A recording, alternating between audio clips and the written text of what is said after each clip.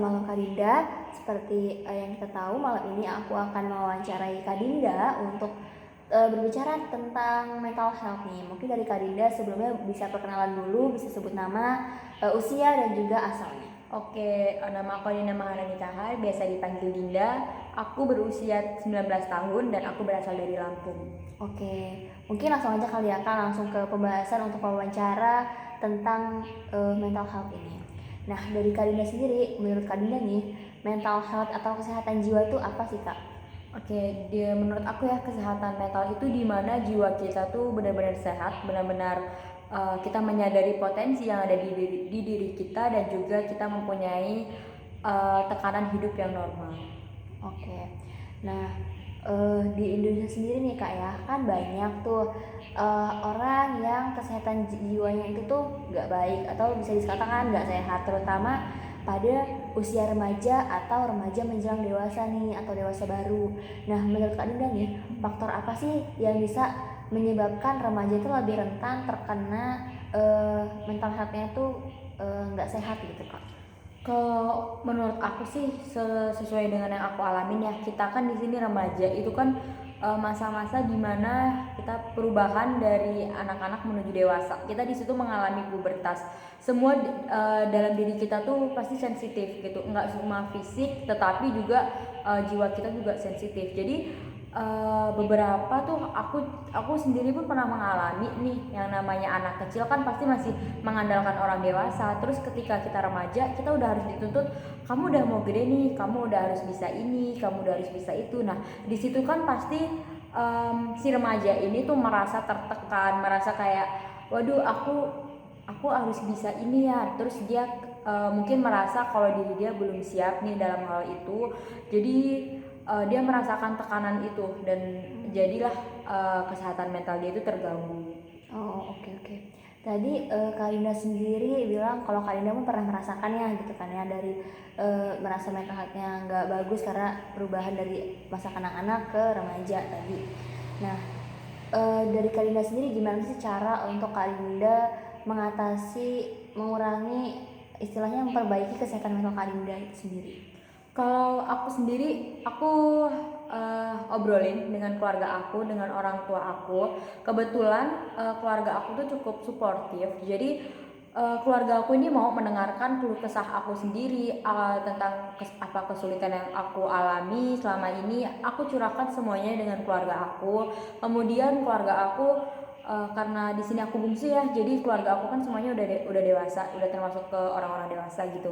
Nah jadi mereka pun satu-satu memberikan saran kepada aku, memberikan masukan seperti semisal aku nggak tahu nih tentang A, jadi mereka ini seperti begini loh caranya. Mereka membimbing aku, terus apa namanya selalu setiap nanyain aku juga, kamu udah bisa belum? Setiap aku punya masalah aku selalu dibantu juga begitu.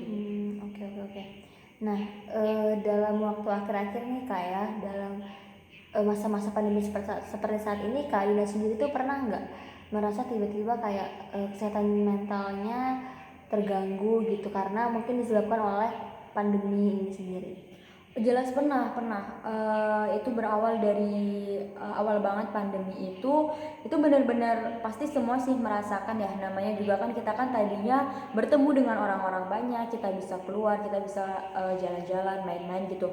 Dan ketika pandemi kita harus di rumah aja, kita cuma bertemu dengan keluarga aja, itu kan rasanya pasti boring banget. Terus apa-apa serba online, kita setiap hari harus di depan laptop, di depan handphone gitu kan. Itu tuh bener-bener mengganggu aku banget gitu. Dan cara kita ngehilangkan stres kita itu ya cuma dengan ya udah matikan handphone gitu. Sedangkan di saat itu pun kita nggak bisa kan kita matikan handphone sebentar aja kita udah ketinggalan banyak info, dan itu membuat aku stres banget sih di pandemi ini. Oke. Dari Kak Dinda sendiri kan tadi mental health itu merasa tidak stabil karena apalagi di awal pandemi itu seperti agak kaget karena PJJ ya, pembelajaran jarak jauh kayak gitu. Nah, terus gimana sih Kak caranya Kak Dinda sendiri menciptakan suasana kondusif di rumah untuk mengikuti PJJ ini? Kan nggak mungkin kalau semisal Kak Dinda merasa Karina tuh mental healthnya nggak baik, terus diterusin dengan gaya pembelajaran yang sama kan. Nah dari Karina sendiri untuk gaya pembelajaran itu seperti apa diperbaiki agar mental healthnya baik?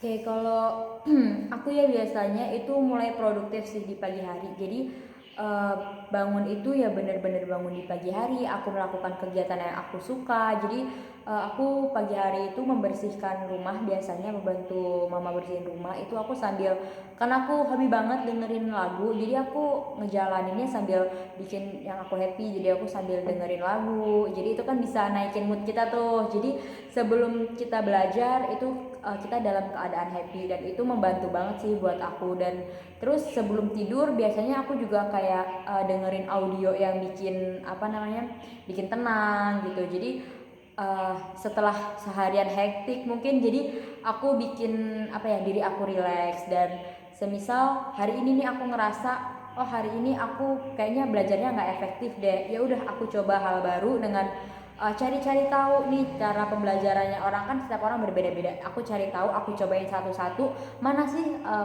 tipe pembelajaran yang nyaman buat aku, dan ketika aku menemukan ya udah aku teruskan gitu. Oke.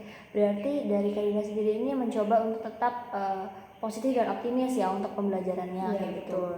Nah, kemudian bagaimana sih Kak meyakinkan diri kita untuk tetap positif dan optimis? Jadi kan mungkin dari teman-teman yang lain gitu, orang-orang lain kan kayak udah mencoba untuk positif tapi tuh kayak masih terbawa suasana yang dulu, jadi tuh gagal untuk menjadi positif dan optimis gitu. Kalau dari Karina sendiri gimana?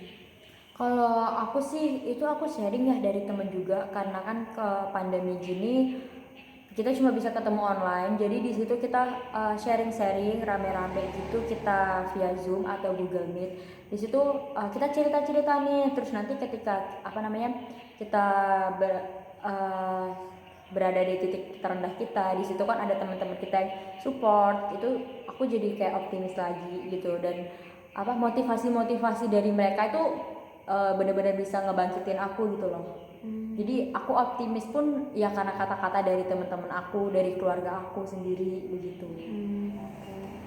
Kalau dilihat dari masalah mental health yang Karina pernah alami ini kan istilahnya masih bisa diatasi sendiri ya Kak ya. Tapi kalau di luar sana mungkin banyak anak muda yang mengalami gangguan ini juga, kesehatan mental juga. Cuman mungkin lebih butuh penanganan dari ahlinya gitu. Nah, menurut Kak Dinda nih, aku minta pendapat dari Kak Dinda. Menurut Kak Dinda itu untuk anak-anak atau remaja di luar sana yang mental health-nya mungkin udah dibilang parah, itu tuh karena apa sih Kak kalau dari pandangan Kak Dinda? Oke, kan kalau aku sendiri, aku sering banget baca-baca kayak gitu dan menemukan bahwa lingkungan mereka sih yang ngebuat mereka sendiri kayak gitu. Ketika kita punya suatu permasalahan nih, masalah kecil, itu kalau kita omongin secara langsung dengan orang dewasa, itu kan kita pasti bisa dibantu gitu. Sedangkan mungkin mereka ini mempunyai lingkungan pertemanan dan keluarganya yang tidak suportif. Jadi terlalu sulit buat dia untuk bercerita. Nah, ketika dia terlalu sulit untuk bercerita, atau mungkin dia pernah bercerita tetapi diabaikan oleh orang-orang dewasa. Orang-orang dewasa mungkin menganggapnya ini cuma masalah anak kecil gitu loh. Jadi dia pun sampai berat seperti itu, sampai nggak berani meminta bantuan ke yang profesional, karena ya itu tadi, kesehatan mental dia diremehkan oleh orang-orang dewasa dan orang-orang sekitarnya. Oke.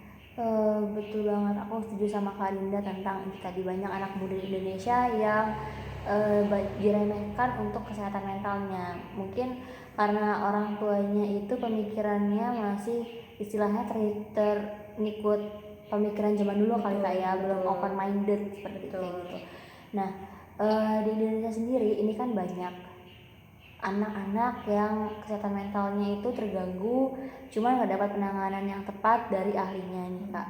Nah, kalau dari Kak Dinda sendiri, menurut Kak Dinda itu solusinya terbaik itu gimana sih? Mungkin apa dari pemerintahnya lebih baik menyediakan layanan konsultasi gratis lebih banyak lagi atau gimana? Kalau aku sendiri sih, kan ini biasanya masih remaja ya. Kalau masih remaja itu kan jenjang sekolahnya kan SMP SMA. Nah pasti nih di sekolah itu kan ada guru BK. Guru BK itu kan bisa membantu kita gitu. Kalau aku saranin, dan guru BK itu pun nggak cuma membantu permasalahan kita di sekolah, guru BK itu juga mau loh nerima konsultasi kita di luar sekolah itu, di rumah itu. Nah kalau aku saranin mungkin bisa diobrolin dengan guru BK-nya gitu. Jadi ketika nanti guru BK itu sudah memahami kita, guru BK inilah yang akan membantu untuk menyalurkan perasaan kita itu kepada orang tua kita, kepada keluarga kita. Nah dari situ orang tua tuh bisa nih bertindak. Jadi ketika yang sebelumnya aku bilang tuh, orang tua tuh, orang dewasa tuh meremehkan omongan kita nih, meremehkan kesehatan mental para remaja. Nah tapi kan di sini yang ngomong udah bukan si remaja itu lagi, udah sesama orang dewasa gitu. Jadi mungkin si guru BK ini tuh dapat gimana ya maksudnya, ngasih tahu lebih lebih dalam, lebih detail, ngasih pengertian ke orang tuanya kalau hal seperti ini tidak boleh diremehkan gitu. Jadi menurut aku tetap minta bantuan kepada orang dewasa. Oke. Oke, jadi kesimpulannya untuk mental health ini tuh sangat penting ya Kak untuk diperhatikan. Karena mungkin dari kita pun remaja nggak sadar kalau ternyata kesehatan mental kita tuh nggak baik dari lingkungannya. Mungkin pesan untuk anak muda zaman sekarang, pintar-pintar untuk menjaga kesehatan mental karena itu sangat penting untuk kedepannya. Dan mungkin semisal teman-teman ini mempunyai keluarga yang suportif dan mempunyai kesehatan mental, bisa dikonsultasikan ke orang tuanya atau ditangani oleh ahlinya. Semisal mungkin para remaja yang keluarganya tidak suportif seperti itu dan merasakan mental health itu ditanggung sendirian, mungkin bisa konsultasi ke guru BK atau tempat konsultasi terdekat. Kan saat ini tuh banyak ya kayak tempat konsultasi gratis. Misalnya di universitas kita sendiri ada jasa konsultasi ke psikologi gratis seperti itu, mungkin bisa dimanfaatkan gitu. Oke, untuk diskusi wawancara tentang mental health kali ini saya cukupkan dulu ya Kak. Terima kasih banyak atas waktunya dari Kak Dinda. Ini sangat bermanfaat sekali. Langsung saja saya akhiri. Wassalamualaikum warahmatullahi wabarakatuh. Waalaikumsalam warahmatullahi wabarakatuh.